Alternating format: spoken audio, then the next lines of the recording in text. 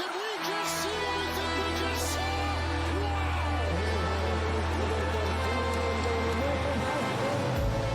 And just like that, here we are. It's the 4th and 1 podcast coming to you live from Lancaster and Lidditz, Pennsylvania. It's your boy, Simeon, a.k.a. sitting next to, as always, Micaiah, a.k.a. Captain Boring himself. We are looking at week 4 in college football. My head is not on straight. I'm in a dynasty league. I'm in a family league. I'm in a college football league. And let me tell you, first of all, get us everywhere you get your podcast, 4th and 1 podcast, all spelled out, 4th and 1 pod on TikTok, and 4th and 1 podcast everywhere else, Instagram, YouTube. Go ahead and like and subscribe. It helps us get more viewers, which will help us get more money, which will help us make a better podcast. Listen, we're not looking to replace anything. We're just looking to make a really good podcast and have some fun while we're doing it. Last week was crazy. My head's on straight. I'm having a hard time keeping up with things. I lost $10 week 1 because I picked the Bengals to beat New England in a sudden death league, Pick'ems league. So that's fun. That's the type of, I lost 3 in the college football 25 to Georgia Tech. Yeah, Somehow. but you didn't throw any INTs. You were very efficient throwing the ball. Mm-hmm. You ran the ball really well. There's a lot of things to kind of build on. So it's just 1 week at a time. Go ahead. You might have to take an OC job because you're probably going to get fired. But then sure. You go lab your offense at a smaller college. Then you take a head coaching job somewhere else. And by the way, if you get fired mid-season, you're going to have to wait until the end of the season and get a new job. Love that. I mean, less for me to do regarding that, as I just realized. You're just seeing all of my lovely messy door. Shout out Coach Micaiah for teaching me how to play the game. Per usual, I'll beat him one day. We'll see. Week 3 was wild. There were definitely some storylines in there. I was a busy boy. Busy boy. I watched, I'm not gonna lie, okay, so I watched some of Michigan, obviously, and whatever 12 o'clock games were on with Michigan. Enjoyed that. Again, I'm not taking notes or anything when I'm watching these games. My job for this podcast is to attempt to play point guard, and sometimes I just jack too many threes up for the pod, shall we say? Sometimes you Russell Westbrook it. Yeah, just Russell Westbrook it. I will attempt to do that. I have to fill in for Rob. He is not here. I believe he is in Disneyest land. At the beach, not Outer Banks, maybe the Outer Banks. I think he's at Outer Banks. Beach. Yeah. All right, cool. So he's getting East rained Coast on Beach. right now, is what you're telling me. I don't know. Is it raining there? I think so. I don't know. Our sister sent a Snapchat in the family. Yeah, where's she at? A beach. It looked like the Outer Banks. I could be wrong. Who knows? It looked like any beach. That could have been Ocean City, New Jersey. It could have been Ocean City. Why so much rain? That's my question. Why so much rain? Hurricane? Is she in a hurricane right now? It just rains. It do be like that. Is there a hurricane going around? Who knows? Listen, we're here. We're a little gay, and we're going to bring you week 4. Wow. We'll be back on week 3 for you. We're going to just a little gay. Just a throwing that out there. Just a smidge of gayness. All right. Micaiah, I want to play a game. We had fun playing Panic or Chill last week. Lots of good clips. No one liked them, but that's okay. I still love you. Yeah, sure. So we're going to play a little game. Essentially the same game, just a little different. We're going to call it hype or overhype. Yeah. I.e., this team needs to be, well, actually, it's going to be a 3-level. Stay hype or overhyped. This team is properly hyped. This team needs to be more hyped, and this team is overhyped. Basically. Okay, great. I wish we had a little background music to go along with this game, but that's all right. I mean, it happens. I'm also shooting off the cuff here a little bit, but we're going to start with the team that played Kentucky and had a rough time. Rough. No pun intended. Very good job, Micaiah. We're going to start with Georgia. Where are we at? I think they beat Kentucky by 2, 15-13 is what I'm remembering. By 1, 13-12. Kirk Baseball Herbstreit, scores. So hype, overhype, properly hype. They are the number 2 team in the nation right now. New AP poll came out. They are my number 2 team as well. I did not release a top 10 because I got criticized for the quality of photos, and mostly I forgot about it until right now. So. Hold on. Pause. Yeah. Spanish or English, but no, more importantly, don't utilize that SAP button. No, it's the You don't know the Spanish or English trend meme thing that's going around? I'm sorry, no. Spanish or English, you say Spanish or English, and then the first one to answer is gay, so everybody just freezes. It's one of those sort of situations that's going on right now. Sure, yeah. So when I said pause, Spanish or English, it was kind of another one of those moments. It. Okay. And now that I've had to explain to you modern slang, memes? I forget what question I was about to ask you. Reset what you just told me. Re-say what I just told you. Okay, so low quality. Why is your low quality photo? Okay, because I Instagram at 4th and 1 podcast. At 4th and 1 podcast. So I make it on Excel, right? I'm Jim Harbaugh, right? I do everything on Excel. Then you screenshot it and share it to yourself? Yeah. Because I can't save the whole template because I have all the logos like just in other cells so I can just copy and paste. I don't know a better way to do that. And I haven't looked up a program. I think there's going to be a list maker app out there for like an S tier ranking map that you can customize. You know? Sure. I mean, I guess it would definitely have to be an easy of use because I'm not looking for anything difficult. You could also export it to PDF, and then it would be higher quality, and you would lose the lines. But how would I? But I still have to screen again. I can't take the whole spreadsheet and export it to PDF. You resize it on your phone. You diz nuts. I don't think so. You crop the photo and resize it on your phone. What do you mean crop it on my phone? You somehow get it to your phone's gallery, okay? Yeah, okay. And then you just crop it down to 1 by 1 for Instagram. And then you have a high quality photo that you can post on Instagram. Right. Well, it takes you maybe 5 minutes. All right, well, how about this? I'll work on it. Not this week. My top 10, because like 2 people look at this photo. Well, maybe get a high quality effing photo and use the right hashtags. People would look at it. Maybe, but probably not in my 3 years experience doing this podcast. Just the one. Okay, so now the number 2 Georgia Bulldogs, I'm going to say they're properly rated. Kirk Herbstreit said last week, in their first game last year, 2 years ago against Kentucky, first SEC game, they struggled, almost lost. That was 3 years ago. 2 years ago, it was Missouri, first SEC game at night, almost lost. Last year against Auburn, was trailing into the third quarter, into the fourth quarter, and then kind of came back to blow them out. So this game was just a game where Georgia struggles in their first SEC game. It's also a sandwich game. People in the state of Georgia really looking ahead because guess what? They get a bye week this week, then they go play Alabama. So, of course, they're going to overlook Kentucky, who just got slaughtered by South Carolina. South Carolina is a lot better than what people think. But I think everyone just needs to take a relax.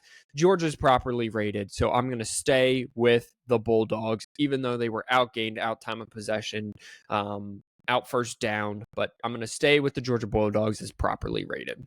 So one of the nice things that ESPN has, besides their slow-ass site, and hold on, I have to get this one. Here you go. Sorry, Mom. Is they have Division II or FCS coaches polls right underneath the AP poll for FBS. And Chattanooga if you want to talk about someone who's improperly ranked, Chattanooga has 3 losses: Tennessee, Georgia State, 2 FBS programs, and then Mercer, who I'm pretty confident without Googling is an FCS school. And Chattanooga is ranked 24 in the coaches poll right now. They are an 0-3 team, and they're ranked 24th in the coaches poll. Is there a more, before we go and talk about actual schools that people care about, is there a more overrated school than Chattanooga right now? I don't know what that noise is, but that's my no, I don't think. Well, clearly, if they're 20, they're 24th and 0-3 in what coaches poll? In the FCS coaches poll. Oh well, they probably played all. They didn't. That's what I just told you. See, if you were listening to me, I'm looking at this tier thing. I did find a maker though. Oh, look at that! Like I actually found have one. a good idea every once in a while. No, yeah. So they're 0-3. They played Tennessee, Georgia State.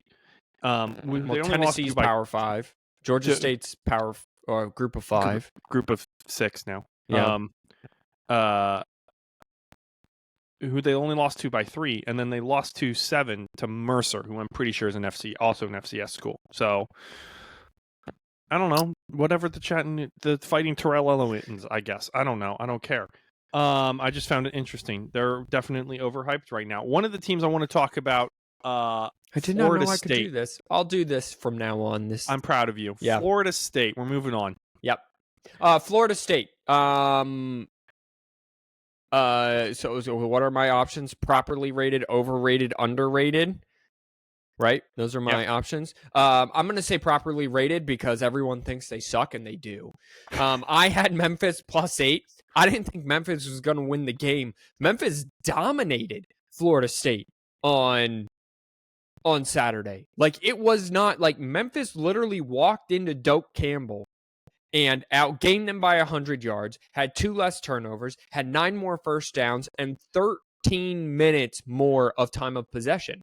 Like, it's not even close. The fact that DJ is still at quarterback, not sure why. Yes, Memphis is one of those group of 5 teams that I expected, and they were my group of 5 kind of champion into the playoff, but they dominated Florida State.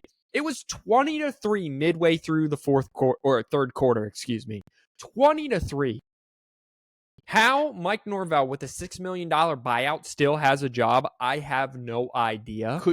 Which is funny because Memphis is the school he came from, if you remember. Yeah. For roughly doing the same thing, ironically enough. And probably, I wouldn't be surprised if they literally go right back and hire Scott Scatterfield at the end of the season. Mike Norvell is not one of the guys we had on our preseason superlatives. Definitely not. No. I think if we could overhype them more, if we could hype that, they need to be hyped more in how bad they are.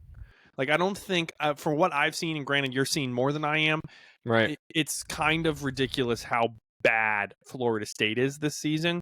You can't blame it all on oh my gosh. What is their coach's name? I just lost my train of thought. Florida State's coaches. Mike Norvell. I almost said Ryan Scatterfield or Silverfield, whatever his last name is. On Mike Norvell. You can't blame it all, but you can.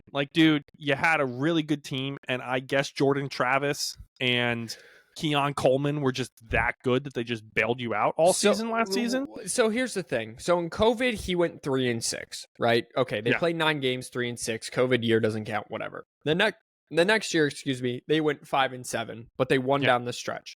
Yeah. The following year, they started 1-2 and then rebounded and won 10 games. And then they went 13-1 last year and were a Jordan Travis knee injury away from making the college football playoff. So really you got 2-2 seasons, right? Started rough, but Florida State wasn't good before he took over. Kind of rebuilt them 10-3.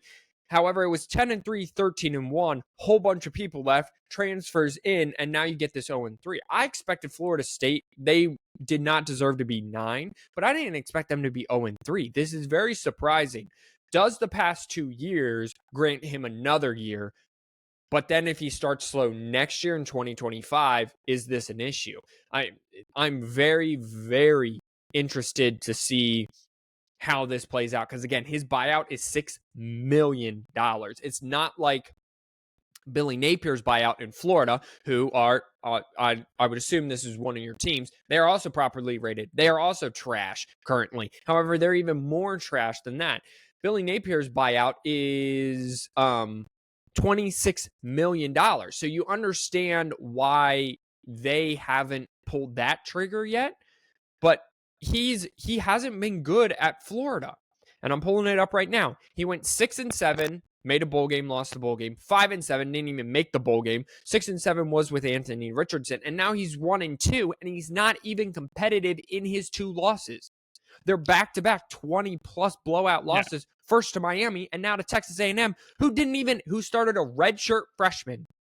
Started for his first collegiate game ever, and he just tore them up on Saturday. Yeah, it's a little. Again, I'm not looking too hot in my 2 coaching. Hey, that was a great pick back in the day, which was Billy Napier and Lance Leipold having Kansas lost this week as well. Go ahead. Florida. So when Robert comes back, we're going to start doing a segment, and it's going to be called BBP, which stands for Bob Bitch Points. Okay, that's just what it's going to be called. And this is what he says about Florida State. Florida State, they play each other in the last game, Black Friday. Big kind of Thanksgiving weekend to close out the college football regular season. Florida State game needs to be loser leaves the state.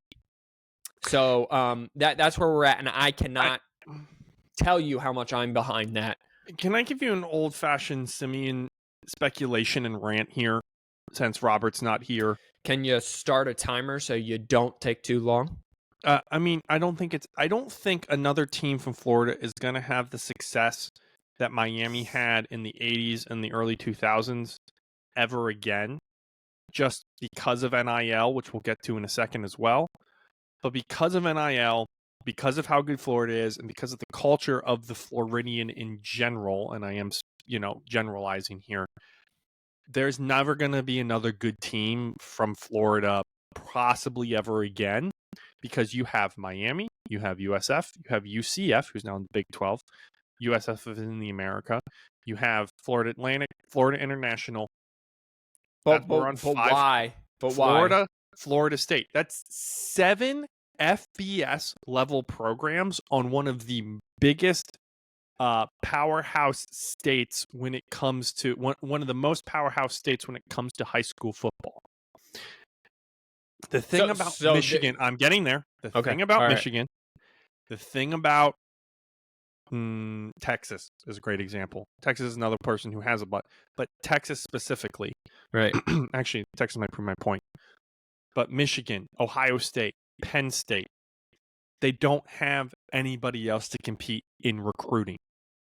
So when they're recruiting these kids, they can get if there's a 5-star, if there's a Saquon Barkley, that he goes to Penn State, Allentown, Penn State, maybe West Virginia in this case of Kevin White, who wasn't a 5-star. I don't think Pat White Saquon was either. Thank you. But they go to the school. If they want to go to that school, they go to that school. So if I'm a 5-star, it's like Oregon State. Oregon State. Washington State. Washington State. Yeah, Michigan. UCLA, USC, if you want to say. Texas kind of has the same thing, but they're lucky that they have enough of the big brand. But don't you think with how big Florida and Miami, and let's just take those are the two, and okay, let's bring in Florida State FSU? here. And let's put Miami on the back order because Miami's actually sort of good this year. So Florida and FSU, right? So far. Don't you think the boosters would pour money into them? Like FAU and FIU, they don't probably have the same sort of cash flow as these two schools. But that kind of proves the point that these two schools have more cash flow and still can't get it done. Well, first of all, don't respect Mr. 305 Stadium like that. Second of all, you know the adage or like the fact that a fish grows to the size of its cage, right? Sure. Yeah. If a fish has a big pond, right? Right. He's going to get big, yeah. The state of Florida is a pond. The state of Michigan is a pond. The state of Michigan has exactly 2 fish in it that two we care big time about. fish. Yeah. The state of Florida has at least 3, if not sometimes 4, and on sometimes 5 or 6. You see my point that I'm making? Technically, Texas has the same issue, which is why it took, if they are back, we'll get to Texas and if they're hyped or overhyped in a second. If they are back, that's why it took them so long. It takes a very unique individual to stay with a school long enough, create a culture, keep coordinators around, and recruit specific kids who stay and adjust to his culture in order to make something happen. I don't think it's going to happen in the state of Florida because of how weird and competitive the state of Florida is. You could be right. Miami, though, going along with your overhyped, properly hyped, whatever rated game that we're playing. Miami, however, is a little underrated right now. They are currently, I think, 8. They're currently 8. Yes. Up 2 spots from last week. Okay, so they are 8, up 2 spots from last week. I still think they're a little underrated. Robert has Cam Warren as his number 1 on the Heisman watch. I wouldn't have him. I have Ashton Genty ahead of him just because he's ridiculous at Boise State right now through his first 2 games, but he's right behind him. I think Miami, what they're doing, especially defensively, it finally looks like they put it together. So, Simeon, to your point, I think, yes, you have a valid point, but I think this year might not be that year to make it because Miami might be that team out of Florida that might be good this year. So, I'm going to play devil's advocate here, Micaiah. I think Cam Ward's a stud. I look forward to taking him early in my dynasty draft next year.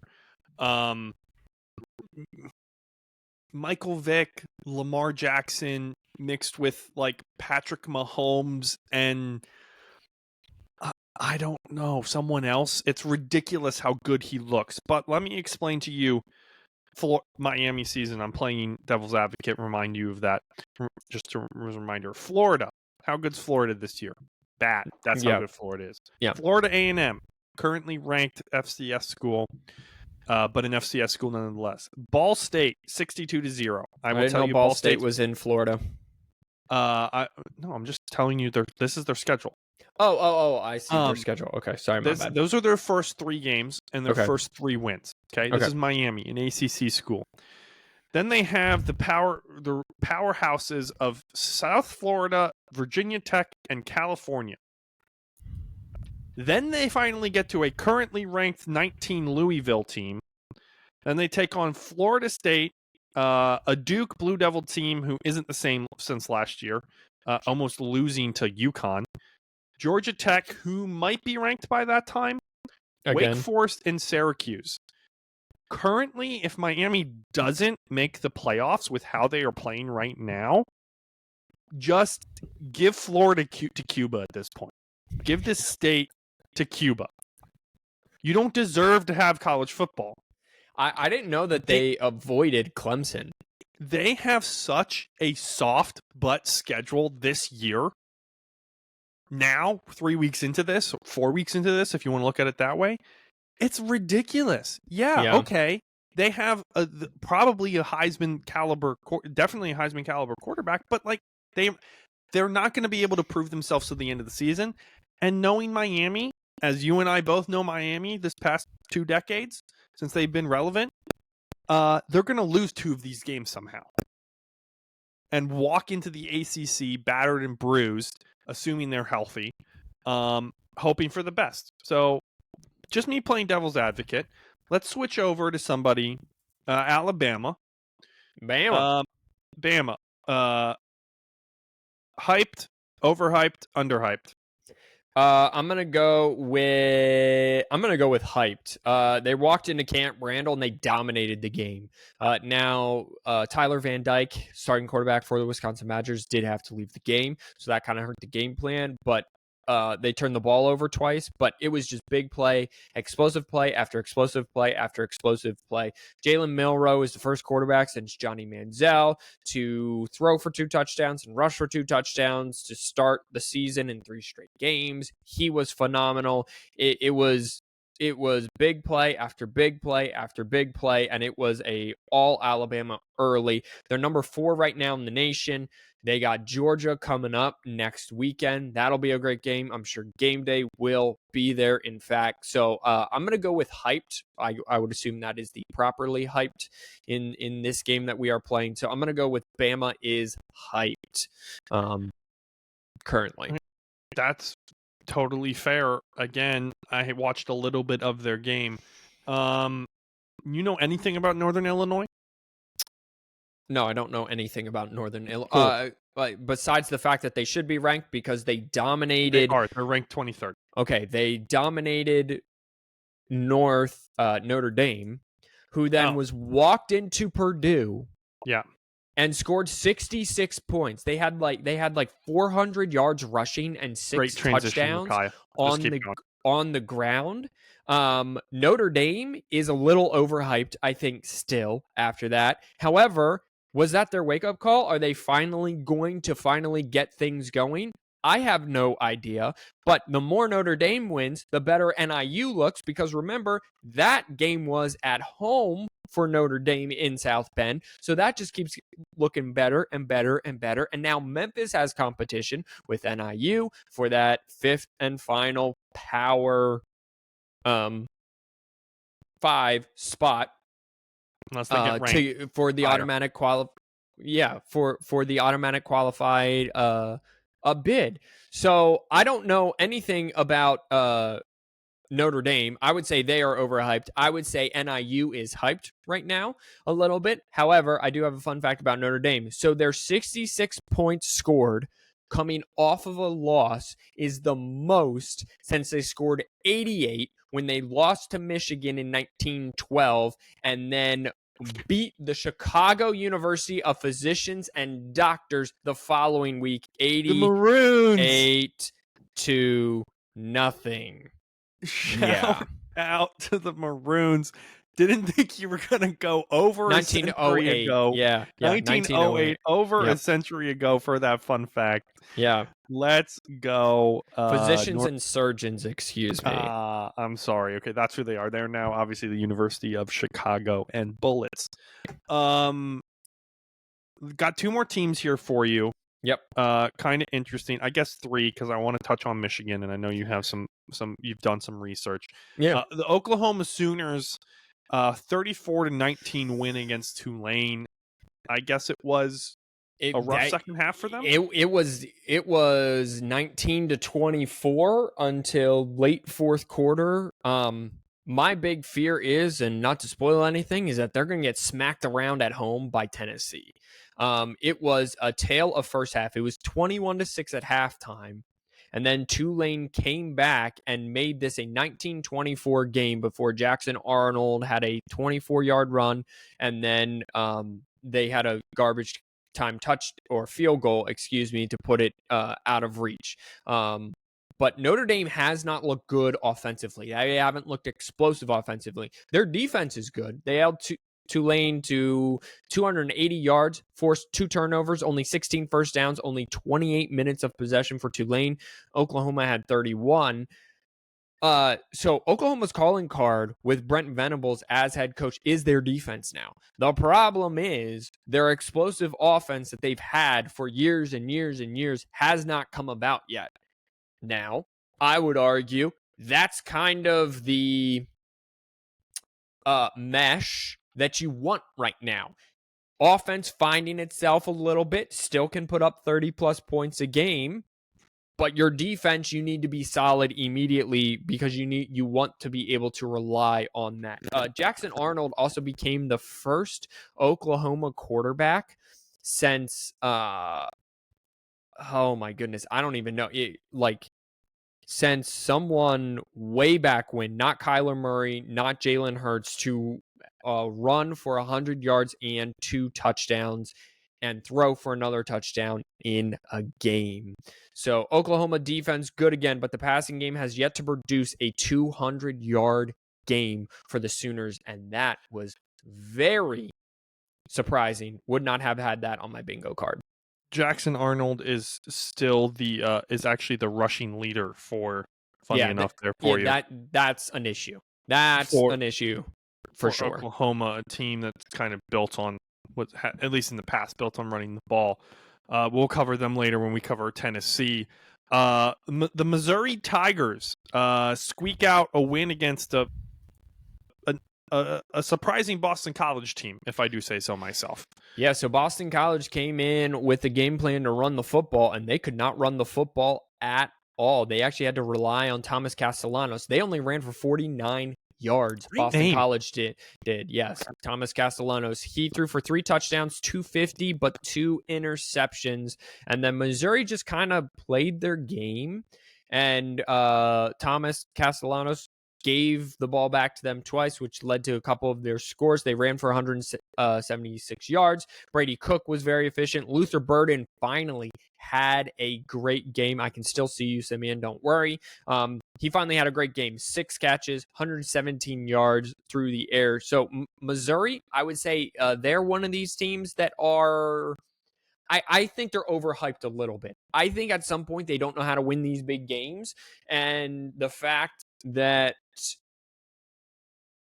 they don't know how to be in big games and win big games yet with Brady Cook and Luther Burden, I think that comes to bite them. I don't think they're the 6th best team in the nation. However, I do have them at 6 in my own top 10.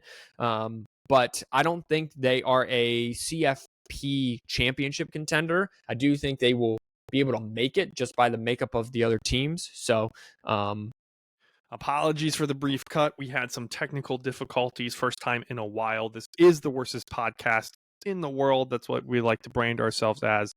Micaiah, you were in the middle of the Missouri Tigers. I apologize for cutting you off. I was just saying, I think they're a little overrated. I have them at 6 as well, but that's just because no one else has stepped up yet. I just don't trust them. So I'm going to say they're a little overrated. I think Boston College, though, is a little underrated. So yeah, Missouri is a little underrated. Contender for the CFP, but not a CFP championship contender, if that makes sense. Yeah, it does. Boston College dropped out of the ratings. However, they did still receive votes. The top 10 on the AP obviously go over. Micaiah will eventually figure out how to post it on Instagram at 4th and 1 podcast. Texas, Georgia, Ohio State, Alabama, Ole Miss, Tennessee, Missouri, Miami, Oregon, Penn State, USC, Utah. That's the top 12 specifically for playoff implications. I thought it'd be interesting. A couple of those teams, it looks like 1, 2, 3 of them were idle this weekend. And we'll be going on to week 3. Before we head over to the preview section of the show, Micaiah, Michigan Wolverines. Actually, this is part. So transition last week into this week. Okay. Yeah. So, Michigan still doesn't know what's what. Here's the deal. I would have started Alex Orji in this Arkansas State game. But the problem is they wanted to stick with Davis Warren. They felt like his performance against Texas wasn't his fault. He was probably right. So Michigan runs for over 300 yards. They do they were doing whatever they really wanted offensively when they didn't throw the football. They had 435 in total yards. They had 20 first downs. They won the time of possession, but Davis Warren threw 3 interceptions. One was not his fault. The other 2, he threw it right to the guy. Davis Warren was 11 for 14 for 122 yards and 3 touchdowns.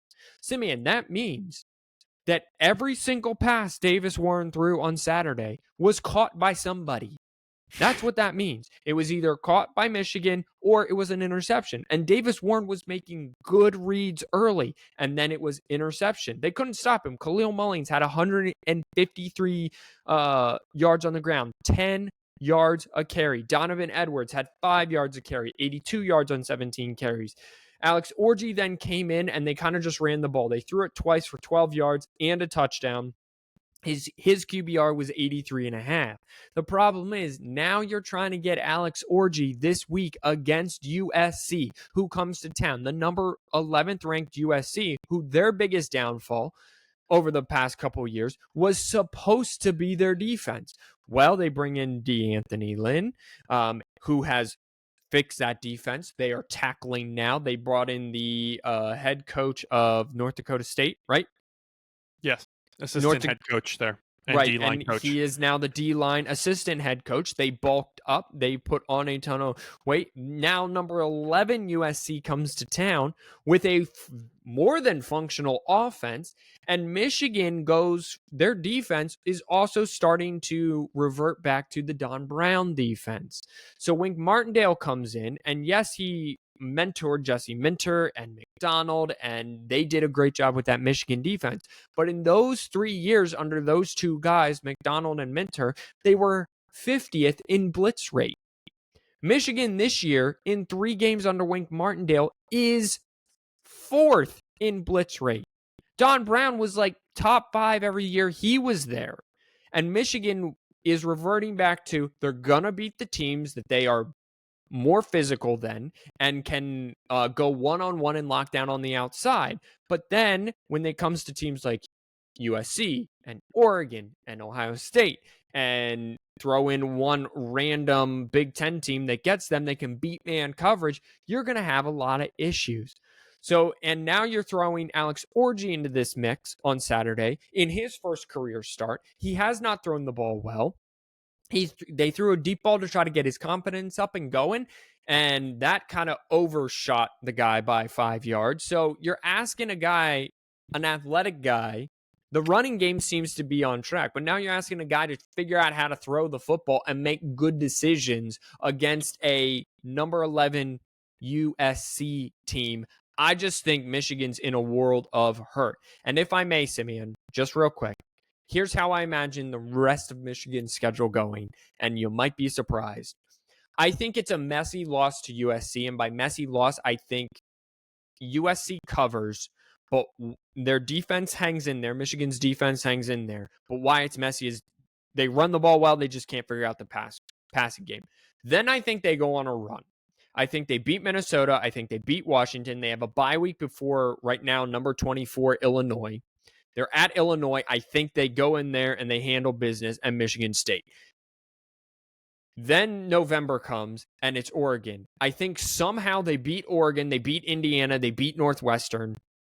And then number 3 Ohio State, or they go on the road to number 3 Ohio State and they get smacked in the face. They're in the contention for championship, and now they're smacked, and then they get smacked in the face by Ohio State. So I do think that they lose this week. Spoiler alert. But then they go on a run a little bit just because Alex Orji figures it out kind of down the line. Or I'm completely wrong. They get smacked by USC. Minnesota's pretty good and has a top 5 defense. And it's an uphill battle all year. They maybe win-loss. They get smacked by Oregon and smacked by Ohio State. What do I know? It's a tall task to ask someone who's thrown like 5 collegiate passes, you know? Yeah, I'm a little bit surprised they didn't put Jack Tuttle in. They announced Alex Orji to be the starter. But he only started throwing last week. Okay. He's not even up to speed. And the thing that Orji does give you is he gives you another dynamic runner, right? Right. So if Sharon Moore is going to go whole hog on this running thing, and he's like, I got to have a running game that produces 300 yards, Alex Orji is your best option. But Alex Orji is going to take a lot of hits because I don't see him sliding, and he then you got to watch out for the injury bug. What I fear is he comes in, looks really bad against USC, and now you're up a creek without a paddle, as it were. Yeah, definitely an issue there in Ann Arbor, in the quarterback room at least, if I do say so myself. Okay, we got some good games this week that I'm excited for, that I probably, let's be honest, won't watch. I'll be traveling back from... Thank you. I'll be traveling back from the beach in New Jersey.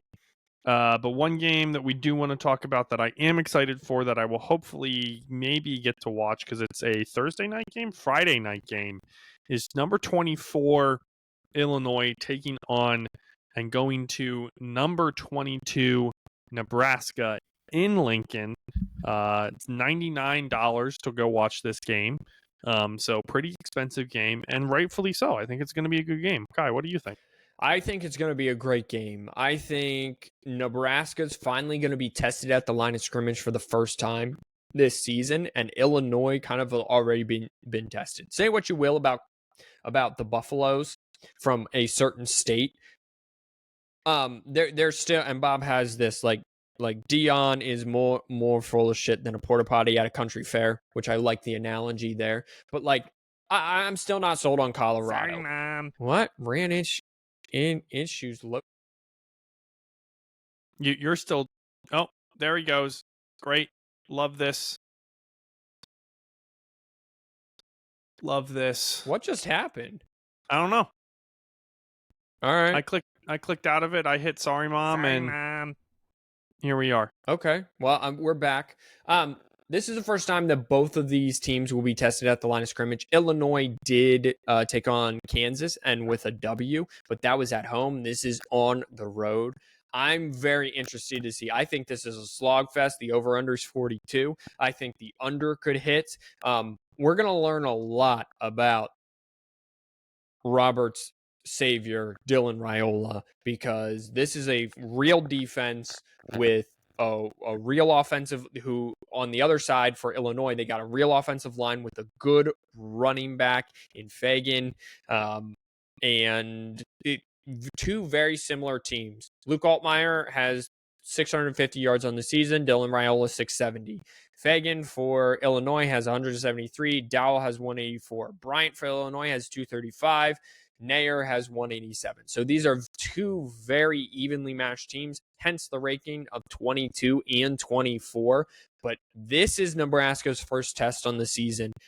Hostile environment for Illinois coming in, first game away from the road. How will they handle it under Brett Bielema? I'm very excited to find out. It's going to be an interesting game. Happy this is on late on a Friday. That I might actually turn it on and watch depending on what I'm up to. Micaiah, I get what you're saying. This is a 24-22. I don't think Nebraska and Illinois have been ranked together for the first time in insert year here. It's going to be a very long time since they've been ranked together, and this is a ranked on ranked going 3-0. But they've played KU. Yes, they upset Kansas. But they've played Eastern Illinois and Central Michigan. So it's not like they've played the same level team, like a tougher schedule. They played more cupcakes than Nebraska did in my case, because Iowa, and UTEP are probably better teams than CMU and EIU. The last time Illinois and Nebraska faced off as ranked teams was 1985. That was number 17 Nebraska against number 20 Illinois, and Nebraska won that game 52-25. I was gonna guess the 80s. Yeah, but I could have also seen it been like the 50s for some reason. But rankings were different back then, as they are. This has been a very fun episode for us, just because of all the technical issues. Let's jump down south. Number 6 Tennessee taking on number 15 Oklahoma. Yeah, I kind of already touched on this. My fear is with kinda Jackson Arnold being the leading rusher for Oklahoma, and that Tennessee defensive line that rotates bodies and has a lot of depth, that Oklahoma is in for a rude awakening. This is in Oklahoma. FPI has Tennessee winning this game by 71%. But Nico Iamaleava is in command. Thank you. Is in command of this offense. Simpson running the football very effectively. This is the first kind of real test, quote unquote, for Tennessee. But Oklahoma blew out Temple, struggled with Houston, struggled with Tulane, and Tennessee blew out Chattanooga, blew out NC State, and beat the brakes off of Kent State. That game was like 53-0 at halftime. They scored 71 last week. So Tennessee, they have a team. They are being underhyped. Speaking of our game earlier, I think Tennessee has the formula, has the pieces to win it all. They got an explosive offense that can run the football and a defensive line / front seven that can dominate a game. They have dominated in every single facet to this point. Now they are going to take on a like-minded trench team, which means these are guys who measure up height and weight and are coached up defensively, offensively to kind of match the physicality. I'm very interested to see how this works, but I just see this being a potential rude awakening for the Oklahoma Sooners because this is their first SEC game. Let's not forget about that. Jackson Arnold's got to be better throwing the football, though. Absolutely got to take care of the football, and they got to get someone else going on the ground besides him. Very concise and direct. Let's jump out, kind of out west more. Big Ten showdown, possibly a possible. Sorry, Big 12 showdown. I apologize. Possible Big Ten championship implications. There we go. Third time. Words are hard. Yep. As well as possible rematch that we might see. It's number 12 Utah taking on number 14 Oklahoma State. The interesting thing that I want to see in this one is who starts at quarterback. I'm a man. I'm 40. For the Utah Utes. So this is Utah's first game in the Big 12 as well. Cam Rising injured his hand, didn't play last week. Zach Wilson's brother took over, played very well in a 38-21 win over Utah State. Yes, Zach Wilson. Is he out there banging MILFs too? You know what? That's a great question, my dude, to which I don't know the answer.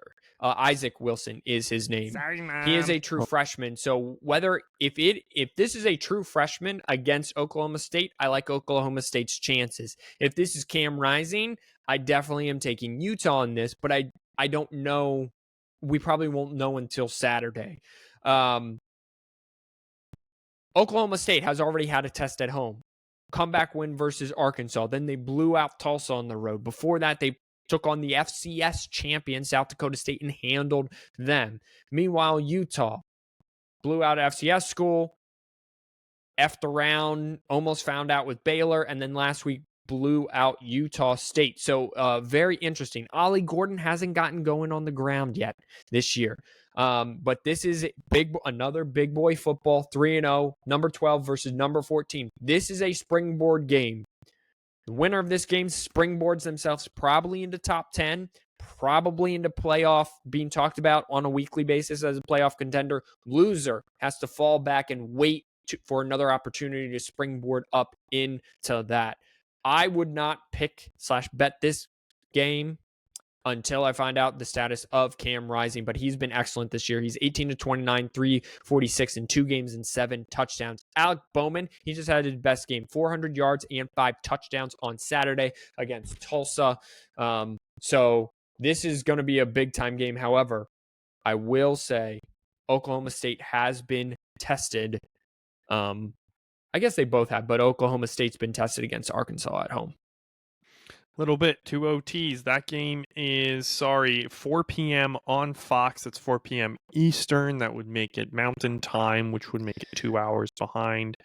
2 p.m. kickoff for, they're in Boone Pickett. That's Texas. Oklahoma State. It's Oklahoma. It's still 2 hours. Mountain Time. Still 2 hours. Yeah. Still 2 hours. Also, Illinois, Nebraska is on Fox at 8 p.m. In Lincoln, obviously. USC, Michigan. That's a Friday night. 8 p.m. on Fox. Saturday afternoon is Michigan, USC at the Big House on CBS, 3:30. And Tennessee, Oklahoma, who we've also talked about. Have we talked about them yet, or is that our last team? No, we talked about Tennessee. I'm sorry. I'm getting lost. We haven't talked about K-State BYU, though. That's next. They are the late game, Oklahoma, Tennessee, 7:30 on ABC. let's go on over to the game that is 10:30 p.m. in the mountains. Well, Lavelle Edwards Stadium. Nope, that's in the plains, my dude. No, it's not. I'm sorry. Versus. Yeah, I can't do it. It's in the mountains. It's in Provo. Yeah, okay. We'll get there. We'll get there. I'll take it from here. How about that? Okay, thanks. Okay, Yep, save me from this one. Yep. Kansas State battled with Tulane, 17-point comeback in week 2, then blew out Arizona week 3, and that game wasn't even close. They dominated that game. Both teams 3-0. This is game 1 of the Big 12 conference opener. BYU, here's how it's gone. They blew out an FCS school. 3-point win over SMU, excuse me, and then 20-point win over Wyoming, who's not as good as everyone thinks. However, both those games were on the road. They now come back home to take on a Kansas State team who is my favorite currently as we sit here today to win the Big 12 title. We're gonna find out so much about this game, and I can't wait. BYU could be for real if they beat Kansas State. Kansas State, if they smack BYU right in the mouth on the road, I mean, they would be labeled as contenders too. This is another springboard game for both of these teams in week 4. We are a quarter of the way done, or will be by the time this game concludes on Saturday. This is a find out game, and I can't wait to find out. I think, though, K-State's been tested a little bit more, especially with Tulane. But don't mess around in Provo in that altitude, because a lot of teams have found out when they have messed around with BYU. Cheapest ticket, by the way, is $4, Villanova at Maryland. You know, I spent a long time looking that up for you. Do you know what the most expensive ticket is? I don't, but I was afraid you were going to forget to cover it. No, I wasn't going to forget to cover it because I am sometimes good at my job. It's the Tennessee-Oklahoma game at 167. Surprising number 2, though. Do you want to guess what the number 2 most expensive ticket is? I have to scroll up and find it. Where did it go? Baylor, Colorado is 105. It's not Baylor, Colorado. Don't look for it. Guess. Okay. Oh, dude, I don't even know the matchup. Just give me one guess. USC, Michigan. USC, Michigan. Love that. It's not USC, Michigan. It is Virginia at Coastal Carolina. $1.25. Wow. Maybe that's a rivalry game I don't know about. Brooks Stadium in Conway, South Carolina. UAV is favored by 3.5. That game's on 2 p.m. on ESPN+. A little more fun fact here for you. This is what we call... Sorry, Mom. It's on what? I was actually thinking of what the fuck is it on is what I was actually thinking on. The Peacock game is Notre Dame because they still have a subscription or a deal with NBC. It's on both NBC and Peacock. Yeah. Youngstown State is going to Pittsburgh on some sort of service called ACC Extra, also on ESPN+. Don't know what ACC Extra is. The CW is hosting TC at SMU, and True TV, the powerhouse of sports networking, True TV, and Practical Jokers is the only thing keeping you still on the air, is UTEP at Colorado State, a brand new Pac-12 school going back to the Pac-8. Micaiah, before we get into picks and I make you pick these games, a couple tidbits that I feel are all NIL related. Obviously, it's Tennessee putting a 10% tax. Was it Tennessee? Robert just said before the break. They increased their tickets by 10%. 10% to cover to put in an NIL fund for the guys. Yeah, basically $17,000 more per player. I mean, it's $17,000 per player. Essentially, it's $1 million to that fund, more than they had. I can't believe this just kind of goes to speak that these boosters, I don't think these old whites, if I can quote Pat McAfee, aren't on really board with paying the players, and so they're like, yeah, I'll give you money, but I'm not putting it in the NIL fund. Put it somewhere else and go raise the NIL. That's fair. It's kind of now turning into this is the weirdest way to get to British Premier League soccer that I've ever run into. And can we take the Buffaloes of a certain state off national television. Like, Oh, what are they on? Oh, they're on Fox at 8 p.m. Baylor at 8 p.m. Yes, I understand it's a Big 12 game. Yes, it's a big game for both. Yes, they're both 2-1. Colorado still can't run the football. They ran the football one game in 14 games under Deion Sanders. They've run the ball one time, and everyone is freaking out. This is why Robert said that Deion's so full of shit. Like, he's like, that offensive line is amazing. You played Colorado State. Okay, you should be better than Colorado State, and you ran for 108. Hey, Get out of here. Don't hate on Colorado State. They're on True TV and co-streamed on Max. Yeah, and this co-streamed weekend. on Max. I'm sorry, I didn't know. That's the 5 p.m. game. There's an 8 p.m., 8:30 game on True TV and Max. That's Fresno State and New Mexico, ladies and gentlemen. The Albos, I believe, is what New Mexico is called. And on the CW, used to be called the WB, I believe. Purdue takes on Oregon State, who got mollywopped by there it is. Got mollywopped by yeah, go ahead. Travis Oregon Hunter is and I will talk about Travis Hunter. Amazing athlete, had 13 receptions, 100 yards, 2 touchdowns, and an interception. They only ran the ball 19 times. So for a $109, maybe he should play running back. Then they would run the ball more. You ever think about that? No, I didn't, but I love that suggestion. Travis Hunter, running back. If Travis Hunter starts to play running back for Colorado, that would be amazing. So are we getting to picks? We are. I just want to put this out there real quick. Isaac Wilson has a Wikipedia page. Of course That's he how does. famous his brother is. Yep. Let's go ahead and get over to picks. Micaiah, let's start off just with the big games, USC, Michigan. Who you got? I have that didn't go. All right. Well, the media board's broken, so that's fine. Oh no. I have I have breaking USC. Oh, there we go. And Robert also has USC over Michigan. Oh, there we go. I also have USC over Michigan. Yay. I don't remember we are not keeping track of these, but we should probably throw it out. It's not good content. Moving on, we're actually going to move on to the locks of the week because okay. We're not keeping track of these, so it doesn't really make sense from a content perspective. So who knows? Micaiah, since Robert's not here, he gets to go first. I'm going to take Illinois over Nebraska, by the way. Oh, interesting. Okay, who are you taking, Tennessee or Oklahoma? No, I think Tennessee just routes Oklahoma. Okay, I don't think that game's close. Cool. So you're taking Illinois over Nebraska? Yeah, I'm interested. It's a Matt Rule year 2 team. It's a Matt Rule, but with a quarterback. It's year 3 in which he pops off, right? But I think Dylan Raiola he shows great improvement in year 2. Yes, right, great improvement. But Dylan Raiola still true freshman against a team who can match up with them physically now. Good defense there with Illinois. I'm taking Illinois to beat Nebraska. Okay, yeah, I'll take OK State, Tennessee, and then K-State. But that's my upset of the week. Interesting. That's very interesting. Sorry, I'm quickly reading Isaac Wilson's Wikipedia page because that's what I do in my spare time. First of all, in his junior season, he threw for 37, just shy of 3,800 yards and 40 touchdowns. He's also the co-Polynesian Football Player of the Year 2023. Didn't know the dude was Polynesian. Didn't either. So it goes to show you they're at least part Polynesian.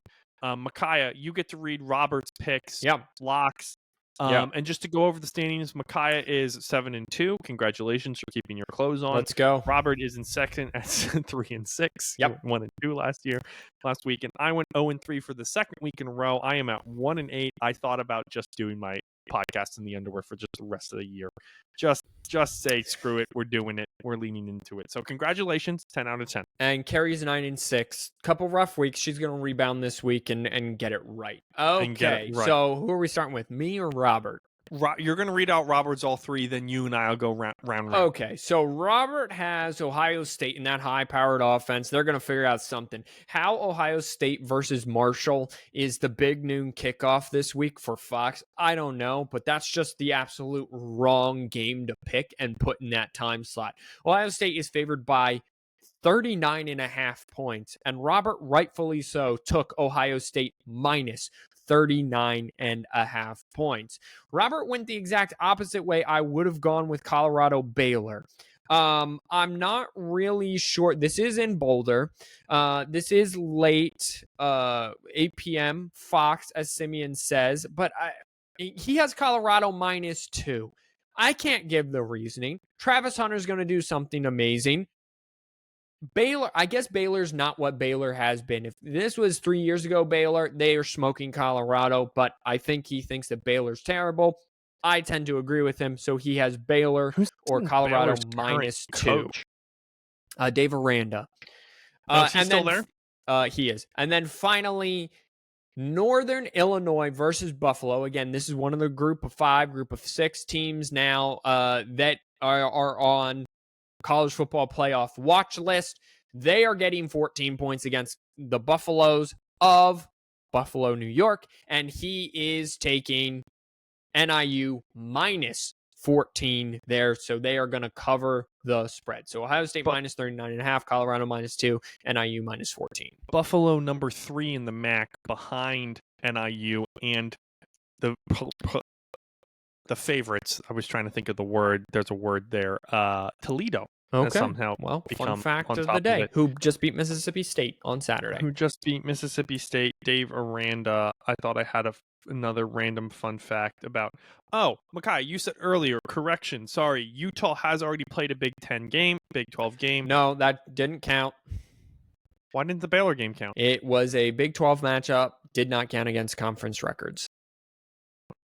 Because it was scheduled out of conference previously? Yep. Huh.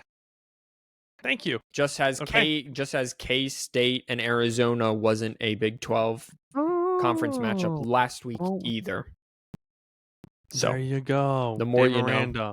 Under 500 as a head coach. I think I understand why he's taking Colorado at -2. Micaiah. Yep. You got 5 picks per usual. Yep. Let's whittle these down. Yep. Give me your first one. Okay, so first one is super simple. It is Tennessee -6.5 versus Oklahoma. I've already gave my reasonings to why this is just not going to be good. I think Oklahoma's defense hangs in there, but I think Tennessee just grinds on them and makes life miserable for the first-time starter, sophomore Jackson Arnold.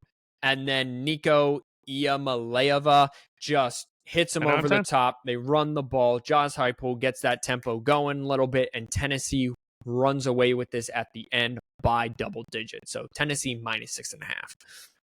That's a pretty good one. I'm gonna go. I'm gonna steal this one from you before you can steal it from me.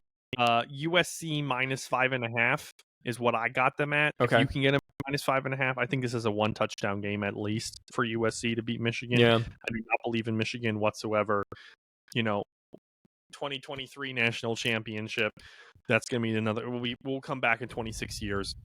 Yeah, USC -5.5. So I agree with you on that, but that's not the bet I took. I actually took the over in this game, 46.5.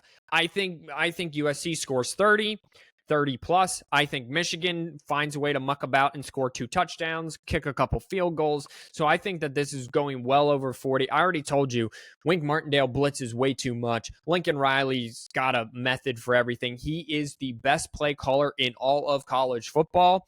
And Wink Martindale's been in college for 5 minutes and is already ruining a great defensive scheme that was already there. So I have the over in this game, but your bet of USC -5.5, I love that too. So either or, but USC, Michigan over 46.5. Makai, I like both of your games that no one's going to watch, so I'm going to take the next 2. And since you're better at ending, you're much better at finishing, one could say. Yeah, I'll let you finish all over me. Number 3.5. -3.5. Tulane is only getting -3.5 against Louisiana. I think that's unfair for a Tulane team that has proven themselves to be very capable and a very good football team when they need to be. I'm forgetting the coach that went to Houston. He had some name like Buddy or something like that. Clearly, it's not the coach, it's the kids in Tulane down in New Orleans. So give me Tulane at -3.5 to beat the Raging Cajuns. Oh, I just realized that's probably a rivalry game for them. That's understandable why it's 3.5 now. Still pick it.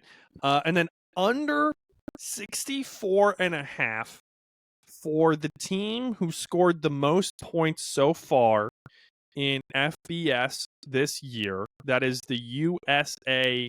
They're not. I think they're the Lions, not the Polar Bears. As they take on the App State Mountaineers, South Alabama. Listen, this is the game that no one's gonna watch. I have no good reasoning other than 65 and 64.5 is a little high for me. I think, this is a 30-30 type of game, not a 40-40 type of game. I think these guys are going to play defense because neither of them have played anybody, and App State likes to keep games close anyway. So it's a Fun Belt game. This is a conference game for those of you who don't know. So we're in the Fun Belt. We're in Boone. I don't know. Let's go football. Hey, you know what they say about the under, right? Jaguars, USA Jaguars. You know what they say about the under, right? What? They're under until they're not. Whereas in the over, as in they're under the entire game until they're not. Yep. So you're winning until essentially you're not. Okay, and then finally for me, again, I feel out 5. I mostly do this because I don't know what you and Robert are going to hype on as the games no one will watch. However, you said I'm good to go with any of these kind of final ones. No, just the last 2 on your list. Just the last 2 on my list. Okay, I will take off. I'm still going to bet that, so I'm going to keep that on. Then here's what I'm going to do. I'm going to take Bowling Green plus 22.5 over Texas A&M. I love that. That's the one I'm going to take. Mostly because Bowling Green already walked into Happy Valley and made that a game, and Bowling Green's got a squad, but also the fact A&M's coming off of a big emotional win at Florida. I understand Florida's bad, but it's A&M coming back. It's still... The culture isn't there yet. I'm expecting some of this. I'm not saying Bowling Green's going to win the game. I'm not even saying it's going to be as close as it was in Happy Valley. But I think Bowling Green keeps this within 22.5 actually. So I'm going to take the Falcons out of Bowling Green, Ohio to walk into College Station and keep this game relatively close. Wash your hands, you filthy animals. Thank you so much for being here. Until next week.